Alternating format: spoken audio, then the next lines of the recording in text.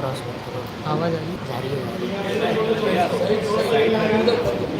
सूर्य सजाले जगमल हरे।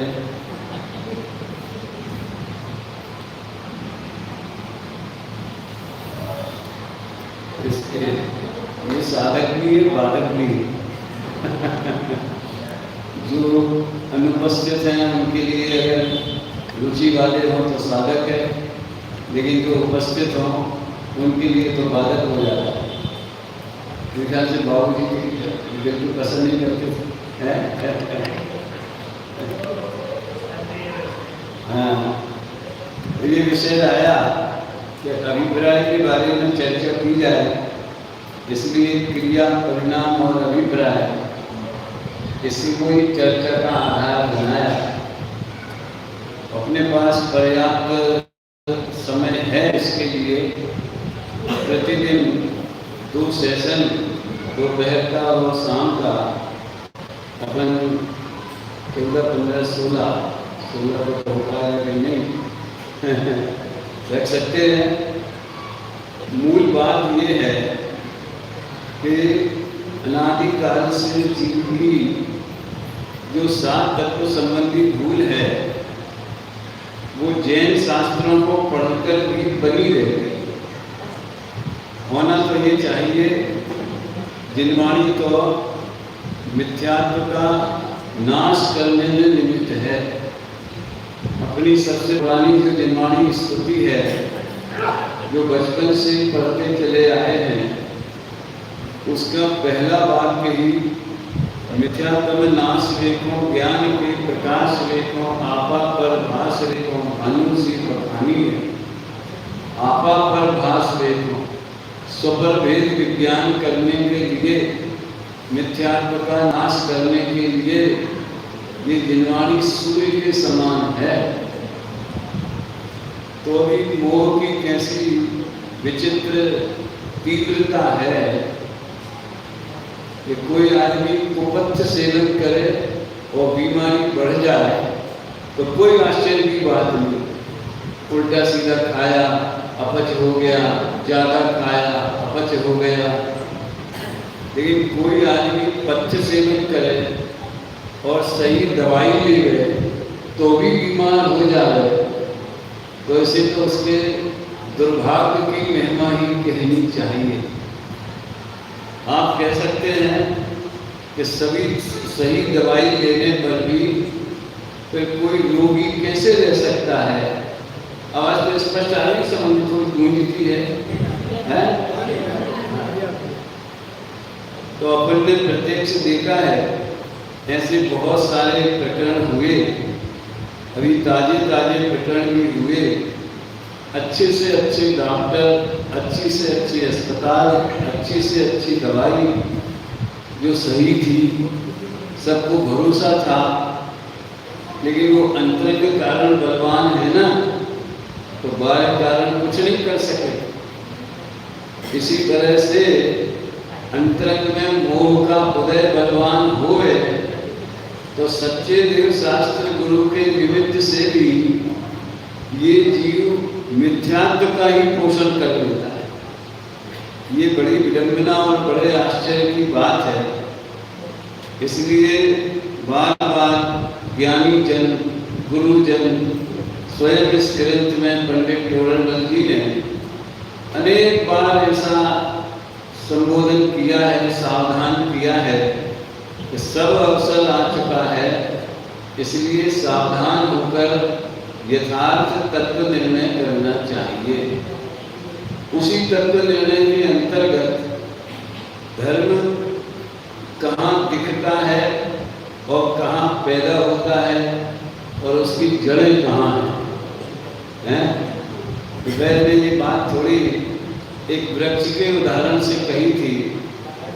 इस भवतल का मूल है जानो मिथ्या भाव। इस भवतल का मूल एक जानो मिथ्या भाव।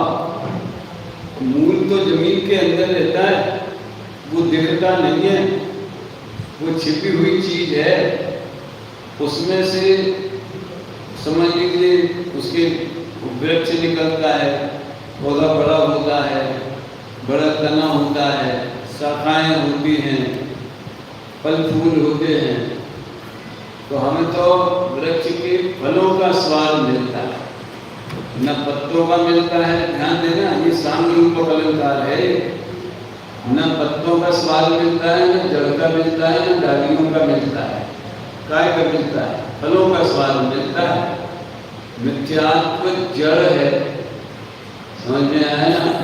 कषाय उसकी शाखाएं हैं, घाती कर्म के उदय से होने वाले पुण्य पाप के संयोग उसके फल हैं, और दुख हर्ष शोक का परिणाम उसका स्वाद है।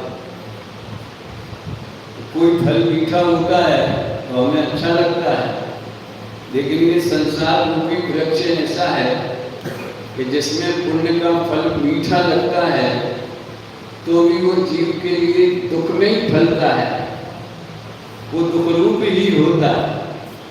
खैर, तो इसलिए टोरमल्ली साल में 5वें, 6वें और 7वें और चौथे से लेके चौथे, 5वें, 6वें, 7वें 4 अध्यायों में मिथ्यात्व के विरुद्ध आज की भाषा में बोला जाए तो सर्जिकल स्ट्राइक की है, सीधे चोट की है।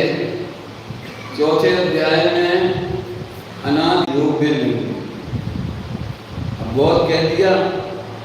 और कोई निंदा करता है तो निंदा करो, स्तुति करता है तो स्तुति करो। निंदन्तु नीति निपुणा यदुवास्तवन्तु लक्ष्मी समाविशतु गच्छन्तु वा यथेष्टम् अद्यैव वास्तु मरणं वतु युगान्तरे वा न्यायात् पतः प्रचलन्ति पदं न धीरा। नीति शतक का है ये छंद में अभी नजर गई तो मुझे इस काल का, इस मार्ग में चलने वाला जीवंत पुरुष याद आया। कौन? पूज्य गुरुदेव से।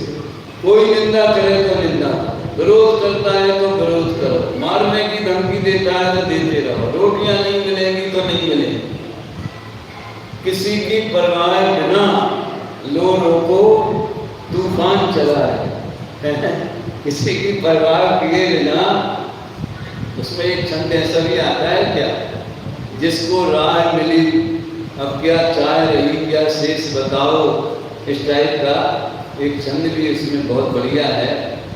तो ये किसी दूसरे को राजी करने के लिए, खुश करने के लिए कुटुंब वालों को, परिवार वालों को, रिश्तेदारों को अगर आत्मा का हित करना है तो उन सबको तिलांजलि देनी चाहिए और सत्य मार्ग को अपनाना चाहिए। दूसरा एक बहुत प्रेरणास्पद वाक्य है, अहो देव गुरु धर्म तो सर्वोत्कृष्ट पदार्थ हैं।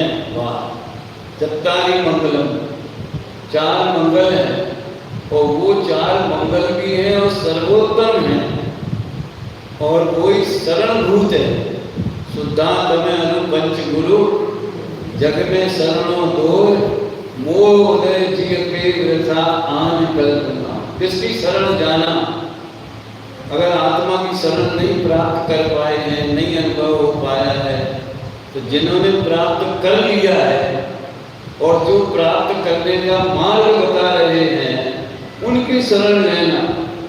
देव गुरु धर्म तो सर्वोत्कृष्ट पदार्थ हैं, इनके आधार से धर्म है। वाह, हैं? इनमें शिथिलता रखने से अन्य धर्म किस प्रकार होगा? अन्य धर्म माने सम्यक दर्शन के साथ में जो निशांकित बना है, नैकांसिक बना है, व्रताधिक है, वो कैसे होंगे जब यथार्थ श्रद्धा ही नहीं है? देवगुरु धर्म के निर्णय में शिथिलता है, सभी एक से दिखते। समझ में आया? और बहुत लोग बड़े जगत में तो ऐसे ऐसे बड़े दार्शनिक, बड़े महापुरुष सब एक ही हैं खैर, इसलिए बहुत कहने से क्या, सर्वथा प्रकार से कुदेव कुगुरु कुधर्म का त्यागी होना योग्य है। ये अधिकार किनके लिए है? जिन्होंने जैन कुल में जन्म लेने का सौभाग्य प्राप्त किया है लेकिन फंस गए चक्कर में दूसरे गुरु इत्यादि के में। अब इसके बाद में जो 7वां है उसका क्राइटेरिया और छोटा हो गया। इनने भी जैन कुल में जन्म लिया, ये गुरु कुदेव के चक्कर में नहीं फंसे, लेकिन सच्चे देव की पहचान नहीं हुई। क्या कहा? गुरु कुदेव के चक्कर में नहीं फंसे, लेकिन सच्चे देव की पहचान नहीं हुई। आप देखिए, जैसे शास्त्र के मामले में है, कोई यदि समय साथ पढ़ता है और उसकी नई विवक्षा समझे बिना वो निश्चयाभासी हो जाए, तो क्या उसने समय सार पढ़ा या उसने समय सार को शास्त्र बनाया कि शस्त्र बनाया? ग्रंथ तो समय सार है, ग्रंथ तो जिनवाणी है, लेकिन नए विवक्षा न समझने से, अनुयोग शैली न समझने से दोनों बातें हैं। 7वें अधिकार में नए विवक्षा और 8वें अधिकार में अनुयोग शैली, वो न समझने से उसने मिथ्यात्व का ही पोषण किया। अब यही फार्मूला अपन देव के बारे में लगा। तो मूर्ति तो हमने वितराग देव की रखी और मान्यता वो तो देव जैसी रही। जो सुबह अपन ने पूजा पढ़ी थी सहजी, उसमें वो बात आ गई थी, करुणा निधि तुमको समझना, भगवान भरोसे पड़ा रहा, भरपूर सुखी कर दोगे तुम, ये सोचे सन्मुख खड़ा है। यानी देव का स्वरूप नहीं जाना, उनकी सर्वज्ञता को नहीं जाना, उनकी वीतरागता को नहीं जानता, उनके हितोपदेशी बने को नहीं जाना, और दुनिया जैसे अपने अपने देवों को आधारभूत मानती है, इनको मानने से मनोकामना पूरी हो जाए। कोई कहता है इनको मानने से मनोकामना, हमने भी कहा इनको मानने से हो जाए। तो दोनों में क्या अंतर रहा?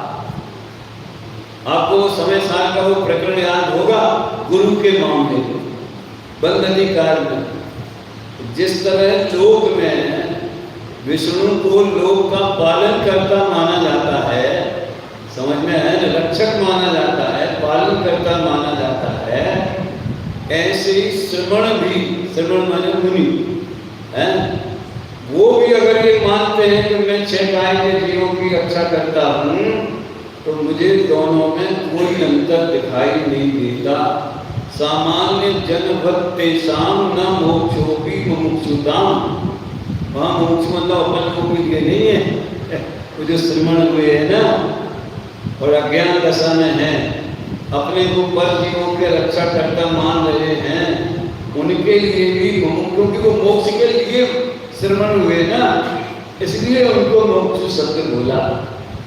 तो हमने और दूसरों में क्या अंतर रहा कि अगर हम अपने वीतरागी परमात्मा को वीतरागी दृष्टि से न देखकर ये हमारा भला करेंगे, इस दृष्टि से देखा, तो दुनिया में हर आदमी अपने अपने जो आराध्य हैं उन पर यही भरोसा करता, कोई संकट में आएंगे, समझ में आया।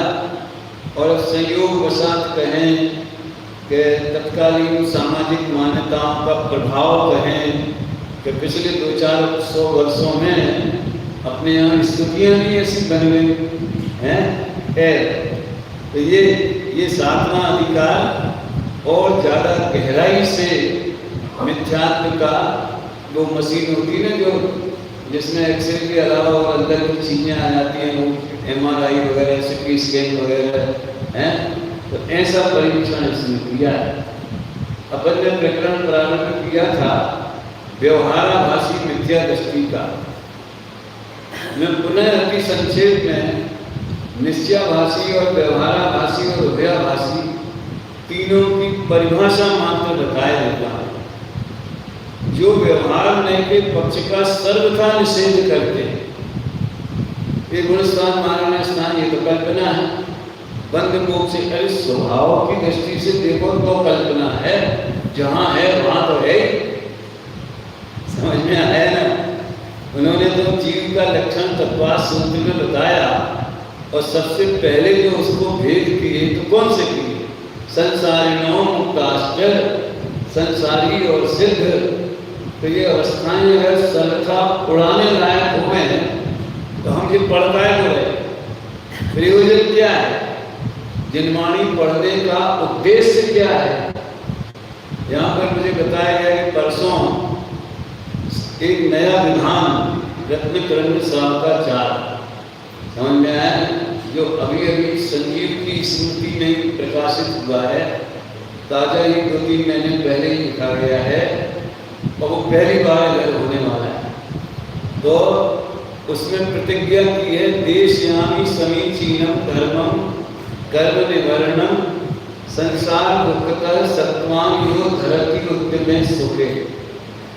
तो सुख के प्रयोजन से ही तो सब कुछ है ना, चाहे व्यवहार धर्म हो, चाहे निश्चय धर्म हो, चाहे देव शास्त्र गुरु की पूजा हो, भक्ति हो, आराधना हो, व्रत हो, शील हो, संयम हो, अरे वेद विज्ञान हो, स्वानुभूति हो, रत्नत्रय हो, जो भी अपन धर्म के नाम से व्यवहार निश्चय की शैली में जो भी समझते हैं, प्रयोजन क्या है?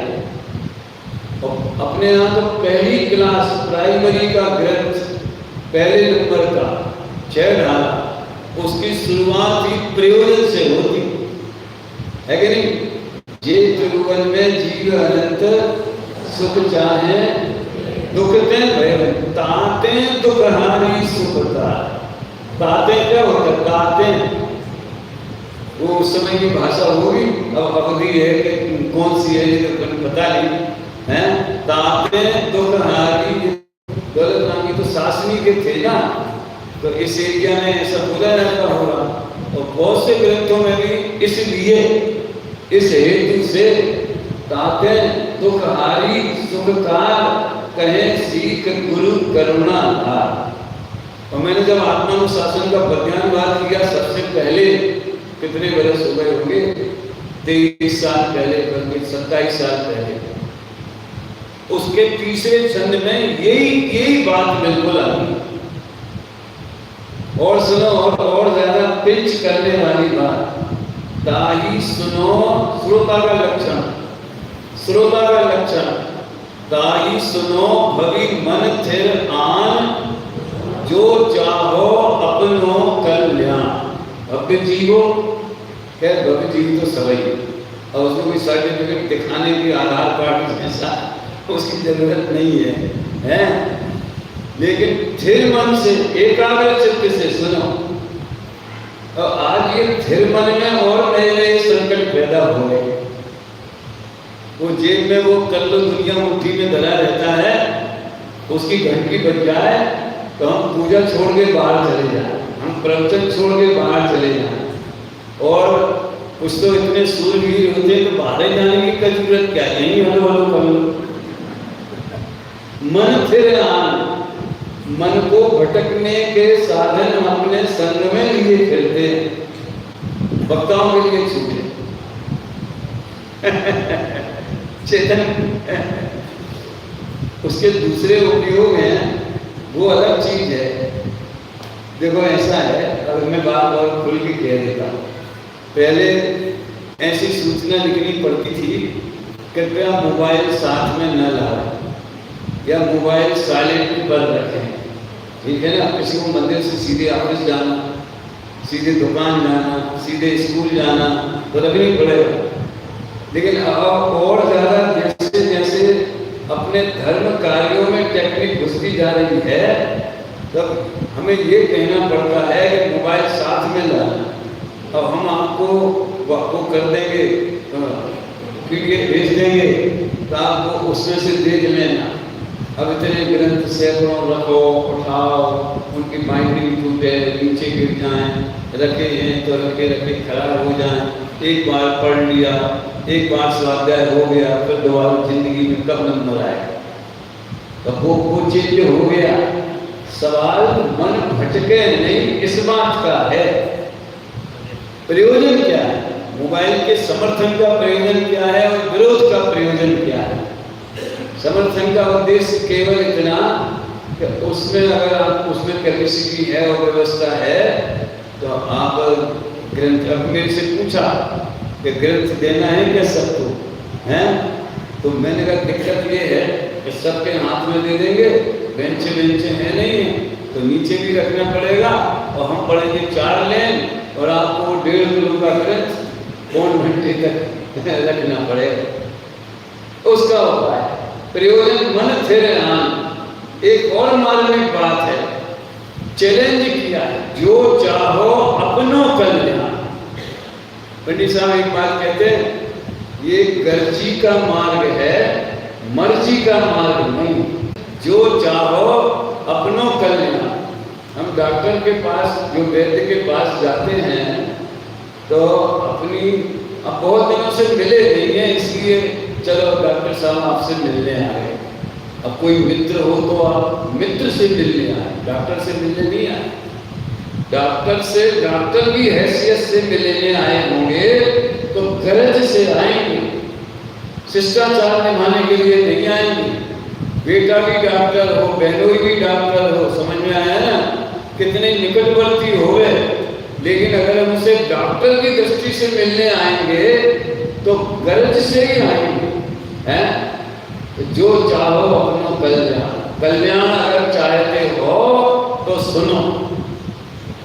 पहले से जब से मैंने ठहरा पढ़ना, सुनना, विचारना प्रारंभ की तो एक बड़ी मंगलमय बात मुझे याद आती है कि दुनिया में जितने सेलिब्रिटी हैं, गाने वाले, बजाने वाले, नाचने वाले, नेता लोग, फलाने, जितने लोग छाए रहते हैं मीडिया पे, फलाने पे, इस पे, लोग जिन्हें देखने के लिए अपना काम धंधा छोड़ करके लाइन में लगे रहे, लेकिन वे जब अपना कार्यक्रम देते हैं तो कोई धन्य वो हाथ जोड़ते, मेहरबान कदरदान, आपने इतना प्यार दिया, हम आपके आभारी हैं। वो लाखों रुपया लेंगे एक रात में गाना सुनाने के, नाचने के, और आभार व्यक्त करेंगे श्रोताओं, जनता।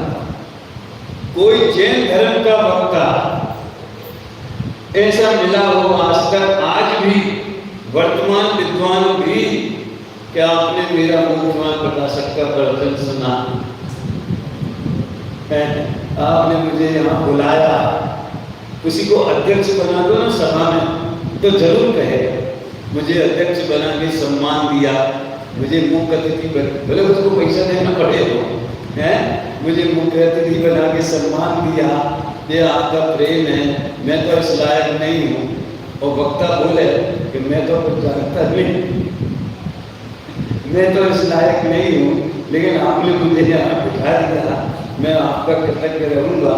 मैं थोड़ा बहुत मैंने भी सीखाया, ऐसे आदमी को बिठाओ। जैन धर्म का उपदेश देने वाला हमारा विद्यार्थी बैठा हो, हमारा बेटा बैठा हो, नया नया शास्त्री बैठा हो, तो भी भले उसमें कुछ कमियां हो गए शैली में, इसमें उसमें, लेकिन वो धन्यवाद आपको नहीं देगा, श्रोताओं को धन्यवाद नहीं देगा। क्यों? जैन शासन में जो चाहो अपनो कल्याण वाला फार्मूला है। तो ये प्रकरण पूर्व भूमिका से मैंने बताया कि निश्चयाभासी माने जो व्यवहार नहीं के पक्ष का सर्वथा निषेध कर रहे। अपने वो पैकिंग और माल वाला उदाहरण आप लोगों ने पढ़ा और सुना हो पुस्तक में, क्रिया परिणाम अभिप्राय में, संजय यहाँ आई होगी तो है। तो ऊपर का छिलका और अंदर का फल वास्तविक, तो कोई तो ऐसा है छिलके की जरूरत नहीं, क्या है मेरी जरूरत है कि नहीं, वो कुदरत का नियम है।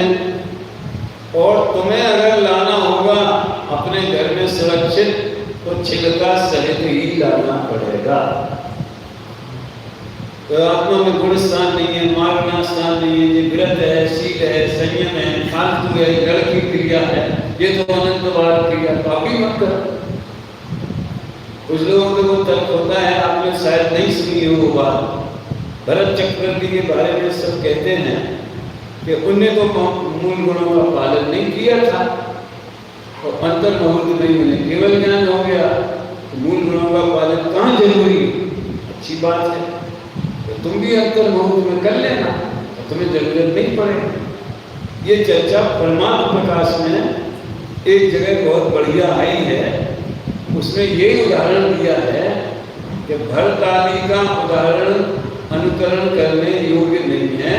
तो उदाहरण क्या दिया, कोई अपना घर बनाने के लिए समझ लो जमीन खोद रहा था और उसको स्वर्णमयी मोहरों का एक घड़ा मिल गया, समझ में आया ना। तो उसे आदर्श बनाकर क्या हम सब अपने अपने घर खोदने लग जाएंगे क्या? अरे एक को हो गया, उसका ऐसा उग्र पुरुषार्थ था। मैं तो वहां जयपुर में अभी बहुत कहा, आदिनाथ प्रभु को 1000 वर्ष लगे, 6वें 7वें में झूलते रहे और भरत जी बहुत में ऊपर 12वें श्रेणी आरोहण कर लिया। आदिनाथ प्रभु ने क्यों नहीं? वो जानते नहीं थे क्या 8वां चलना पड़ेगा, ऐसे गुण स्थान होते हैं, ऐसे श्रेणी होती है। उसके पहले भी भावलिंगी संत थे, सर्वार्थ सिद्धि में आने के पहले सब एक्सपीरियंस था, हैं, स्वरूप स्थिरता था, लेकिन कोई नहीं आई तो नहीं आई। तो उन्होंने जो जिस भूमिका में जो मूल गुण होते थे उनका पालन हुआ था कि नहीं